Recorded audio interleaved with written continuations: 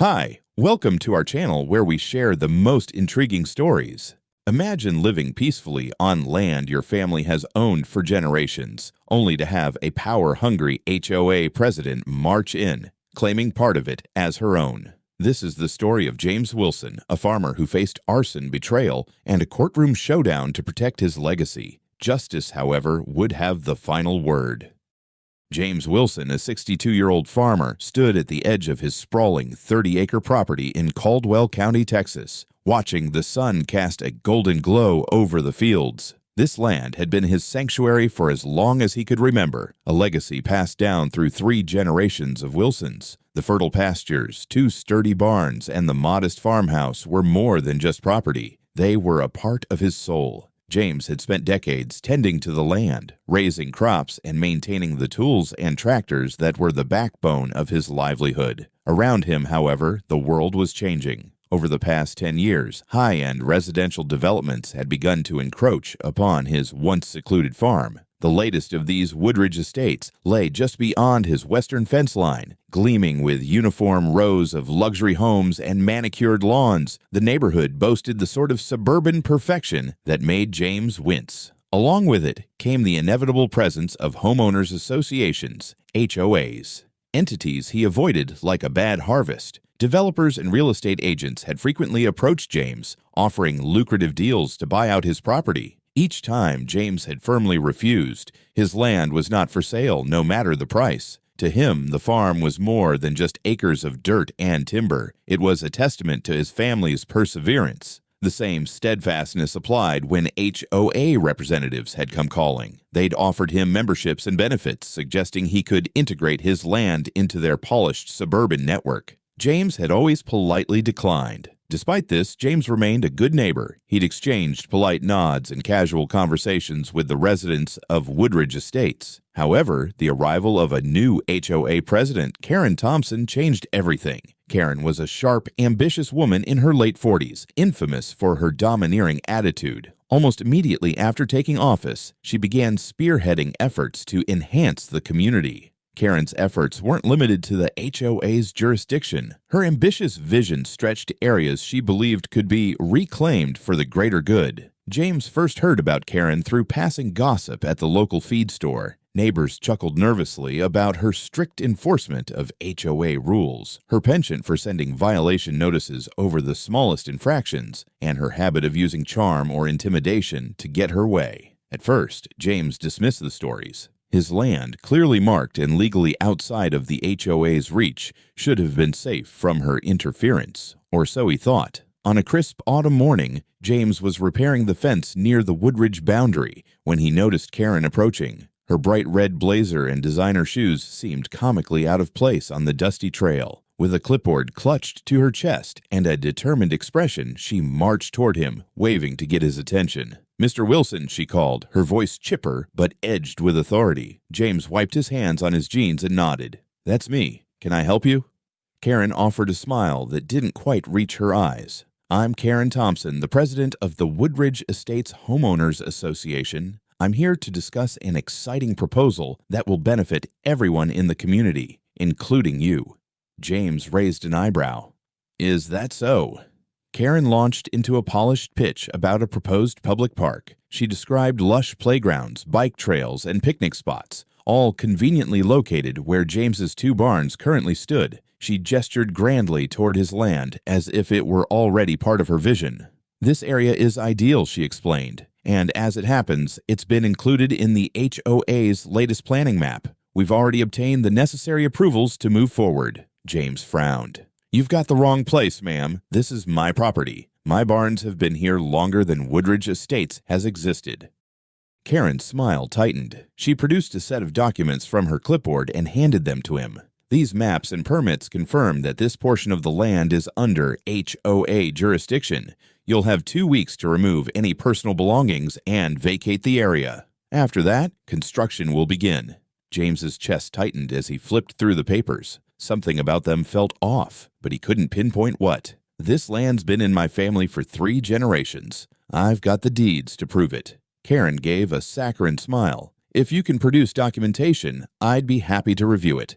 But I'd suggest cooperating. It'll save everyone time and trouble." Without waiting for his response, Karen turned on her heel and strode back toward her car, leaving James standing in the dust with a mixture of confusion and anger. As the sound of her tires faded, James made up his mind. He'd fight to protect what was his. For now, the land remained quiet, but James could feel the storm brewing on the horizon.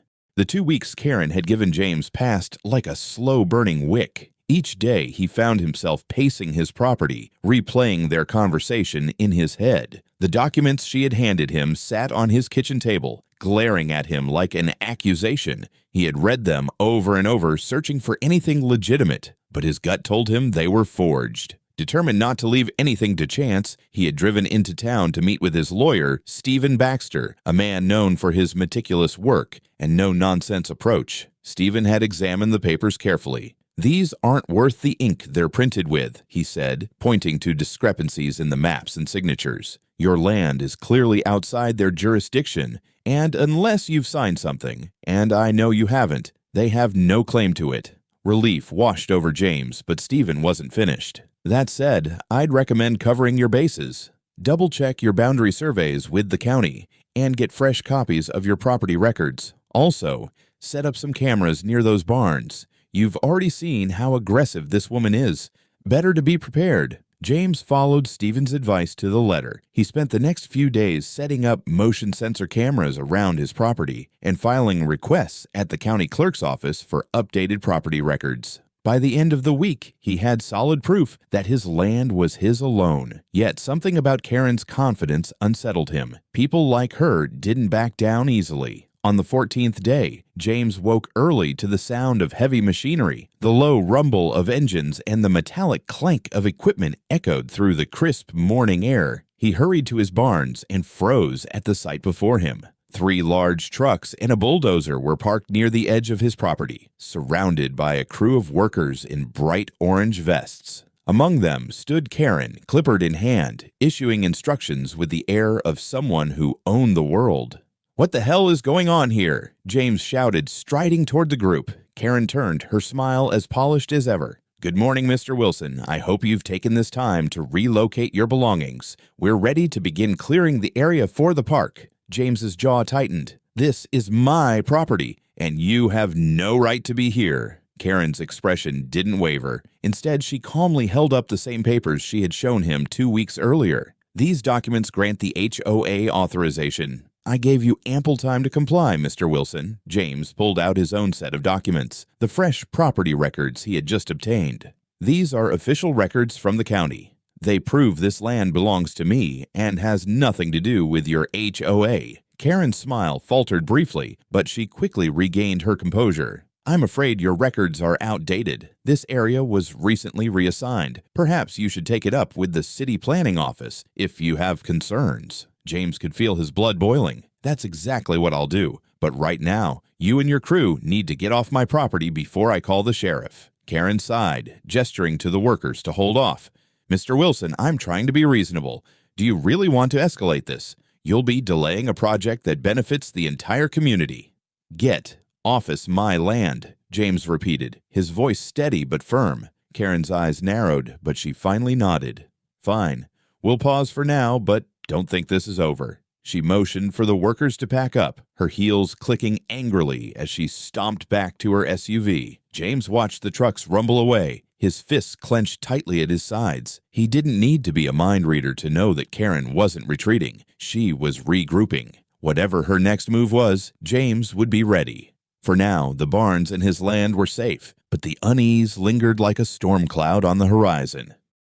The tranquility of James's farm didn't last long. Barely a week had passed since Karen and her crew retreated when James noticed signs that the conflict was far from over. He spotted unfamiliar cars driving slowly along the edge of his property, lingering near the barns. On more than one occasion, he saw figures standing at the boundary line, gesturing toward his land as if discussing plans. Karen wasn't backing down. She was scheming. Late one evening, James returned home from a supply run to find a letter taped to his front door. It bore the official letterhead of the Woodridge Estates HOA and was signed, predictably, by Karen Thompson. The letter claimed that James was now officially in violation of community development regulations and demanded immediate compliance. It also outlined a final warning that legal action would be taken if he didn't remove the barns. Infuriated, James stormed inside and called his lawyer. Stephen was unsurprised. "This is just posturing," he assured James.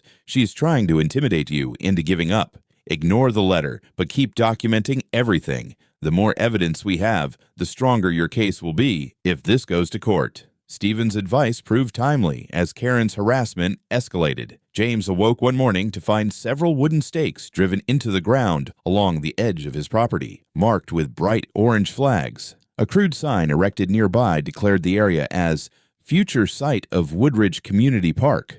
Furious, James grabbed his phone and called the sheriff's office. When Deputy Mason arrived, James explained the situation, showing him the stakes and the documents proving his ownership. Mason shook his head. "This is clearly your property. I'll make sure these get removed, and I'll have a word with Karen about trespassing." Karen, of course, denied everything. When the deputy visited her, she claimed ignorance and insisted the markers were part of a preliminary survey for the park.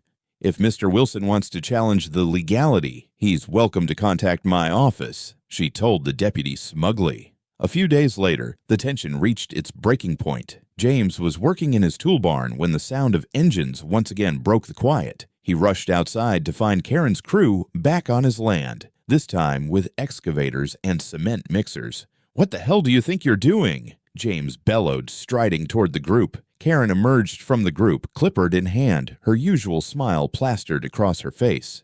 "Mr. Wilson," she said smoothly, "we've tried to be patient, but you've left us no choice.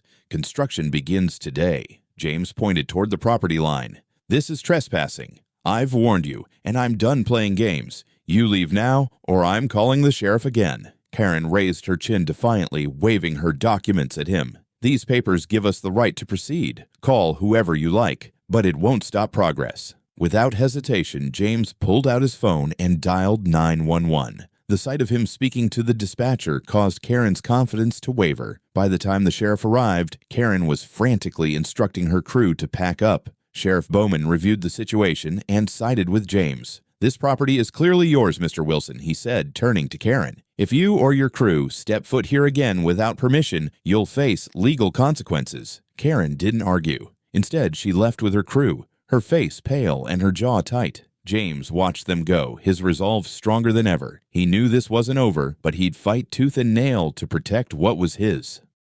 James had barely begun to feel a sense of relief after the sheriff's intervention when the unthinkable happened. The evening started peacefully enough. The sun dipped below the horizon, casting a warm glow over the farm as James finished his supper and settled into his favorite chair with a book. Outside, the quiet hum of cicadas was interrupted only by the occasional bark of his dog, Max, patrolling the property. Close to midnight, James awoke to Max's frantic barking, followed by the distant crackle of flames. At first, he thought he was dreaming, but the faint smell of smoke jolted him fully awake. Heart pounding, he grabbed his flashlight and rushed outside. The sight before him was nightmarish. The tool barn, where he kept decades' worth of equipment, was engulfed in flames. The fire had spread to the larger barn housing his tractors and machinery. Thick black smoke billowed into the sky as the orange glow illuminated the night. James could barely hear his own thoughts over Max's barking and the roar of the inferno.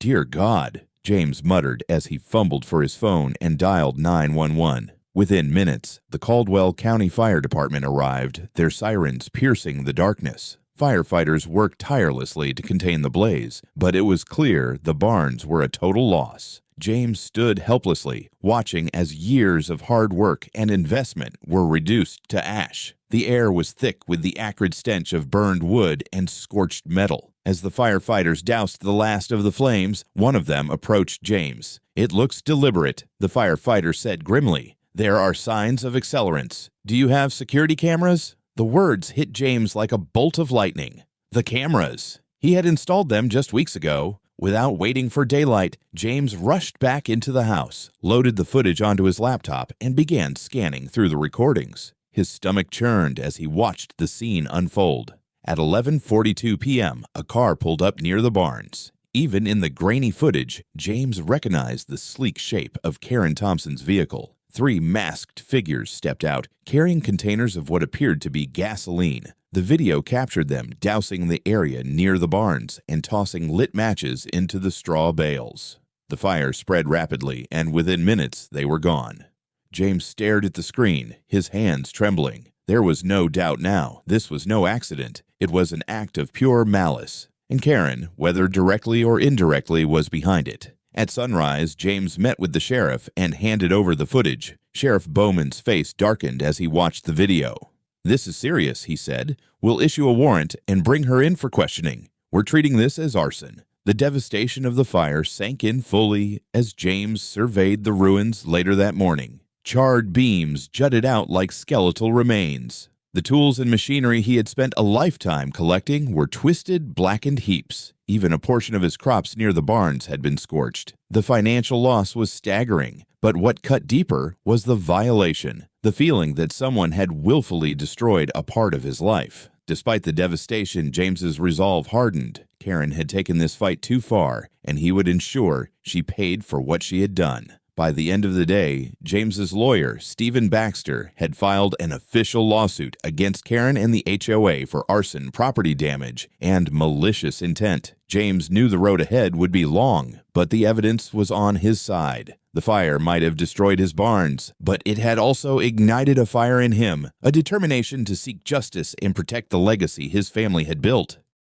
The morning after the fire, James sat in his lawyer's office, the smell of smoke still clinging to his jacket. Stephen Baxter leaned over his desk, carefully reviewing the security footage. As the video played, his expression grew darker. "This is damning," Stephen said, pausing the footage at the moment Karen's car appeared. "There's no question about her involvement. This gives us leverage not only in the civil case, but also for criminal charges. Arson is a serious offense." Stephen immediately filed a lawsuit against Karen and the HOA, citing arson, trespassing, and property destruction. At the same time, the sheriff's department officially launched a criminal investigation. They issued subpoenas for Karen's phone records and financial transactions, searching for any links to the masked accomplices seen on the footage. Meanwhile, James worked tirelessly to compile evidence. He retrieved decades of deeds, property records, and maintenance receipts to establish the value of the barns and equipment lost in the fire. His neighbors, many of whom had remained silent during earlier confrontations, began to come forward. Some expressed outrage at Karen's actions, while others shared their own grievances about her authoritarian behavior within the HOA.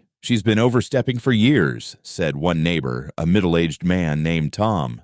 "Fines for ridiculous things, threats to sue if anyone pushed back. She's got a long history of bullying people." This flood of support bolstered James's confidence. His lawyer began collecting testimonies from these neighbors, building a broader narrative of Karen's abuse of power. It wasn't just about the fire anymore. It was about holding her accountable for a pattern of reckless behavior. As court dates were set, Karen attempted to deflect. She denied all involvement, claiming the security footage was misleading and insisting she had been home the night of the fire. But her bravado was beginning to crack under the weight of mounting evidence. Despite the emotional toll, James found solace in the solidarity of his community. For the first time in years, people seemed united, not just in opposing Karen, but in supporting his fight for justice. Though the road ahead promised to be grueling, James was ready. With evidence in hand and a community behind him, he prepared to take the fight to court.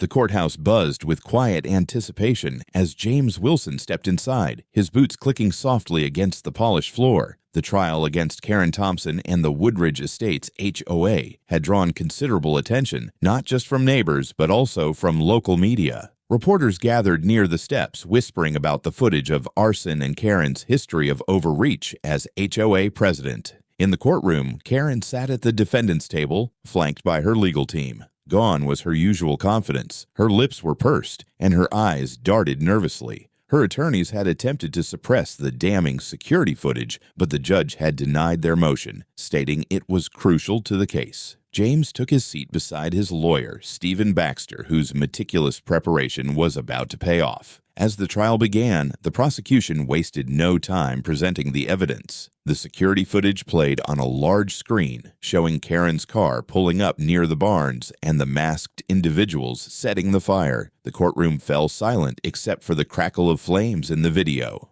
"Ladies and gentlemen," the prosecutor began, "this is not just a case of property damage. This is a deliberate act of arson carried out with malicious intent, orchestrated by someone who believed herself above the law." Karen's lawyers argued that she had no connection to the masked accomplices and that her car's presence near the scene was a coincidence. But the prosecution countered with phone records showing calls between Karen and one of the suspects mere hours before the fire. Financial statements revealed suspicious withdrawals that coincided with payments made to one of the accomplices. Next came the testimonies. James took the stand, recounting his interactions with Karen in vivid detail, the forged documents, the threats, and her blatant disregard for his ownership. "This wasn't just an attack on my property," James said, his voice steady but laced with emotion. "It was an attack on my family's legacy, on everything I've worked for my entire life." Several neighbors also testified, describing Karen's history of bullying and her relentless enforcement of HOA rules. One neighbor, Tom, shared how Karen had fined him for non-compliant landscaping, simply because he planted wildflowers instead of grass. "She used the HOA like a weapon," Tom said, his voice tinged with bitterness. Karen's defense tried to paint James as a stubborn landowner, unwilling to cooperate with progress, but their arguments fell flat against the mountain of evidence. By the time closing arguments were delivered, it was clear which way the case was leaning. The jury deliberated for less than a day. When they returned, the verdict was unanimous: guilty. Karen was convicted of arson, conspiracy, and fraud, and sentenced to 8 years in prison. Two of her accomplices received 5-year sentences each. The HOA, though not directly involved in the fire, was found liable for failing to supervise its president's actions and ordered to pay James $1 million in damages. As the judge delivered the final sentence, James felt a weight lift from his shoulders. Justice had been served, not just for him, but for every neighbor who had suffered under Karen's reign. Her power had crumbled, and the community could finally begin to heal. As Karen was led away in handcuffs, she glanced at James. Her once defiant expression was now replaced with something that resembled regret. But James didn't flinch. The woman who had nearly destroyed his life would now face the consequences of her actions. And for the first time in months, James felt a sense of peace returning to his land and his heart.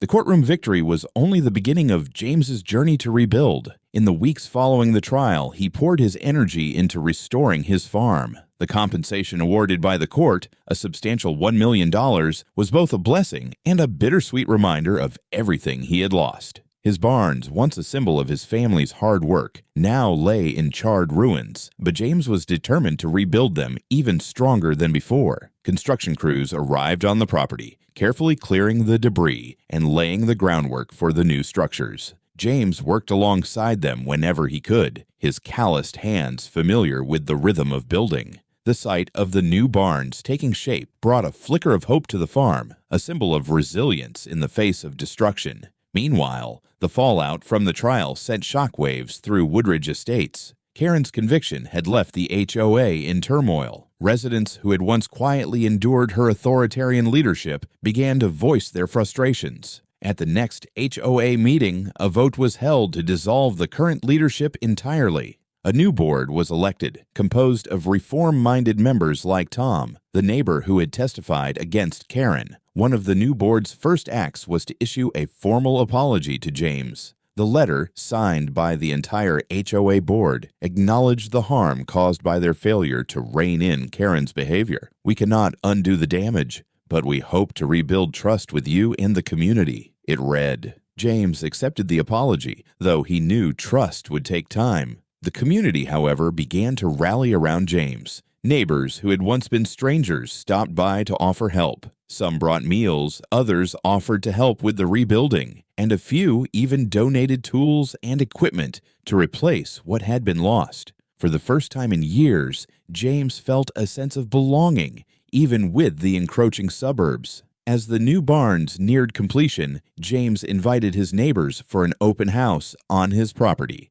The gathering was small but meaningful, a chance to thank those who had supported him and to show that his farm was not only standing but thriving. Karen's sentence and the HOA's reformation became a cautionary tale for the county. News of the trial and its outcome spread, prompting other communities to scrutinize their own leadership and practices. James had not just defended his property, he had sparked a larger conversation about accountability and fairness in suburban governance. By the time the last nail was driven into place on the rebuilt barns, James stood back and surveyed his land. The wounds of the past months were still healing, but the sight of the sturdy new structures filled him with pride. The legacy of his family was intact and justice had prevailed. Looking out over his restored farm, James felt a deep sense of peace. The fire had nearly destroyed everything he held dear, but it had also reignited a strength within him and a belief that no matter how daunting the battle, standing up for what's right was always worth it.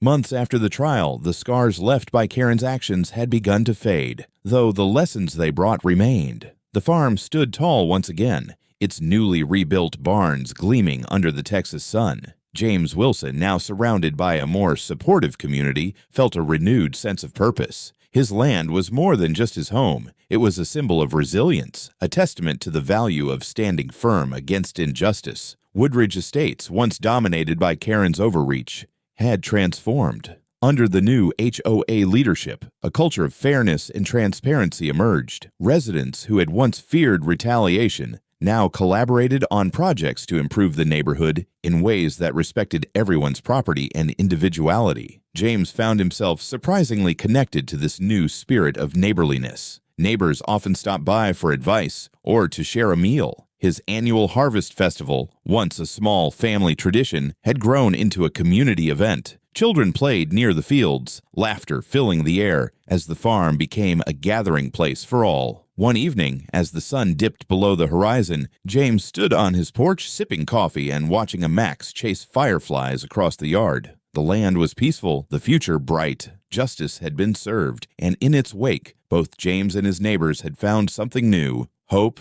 unity, and the courage to protect what mattered most. The storm had passed, and a new dawn had arrived.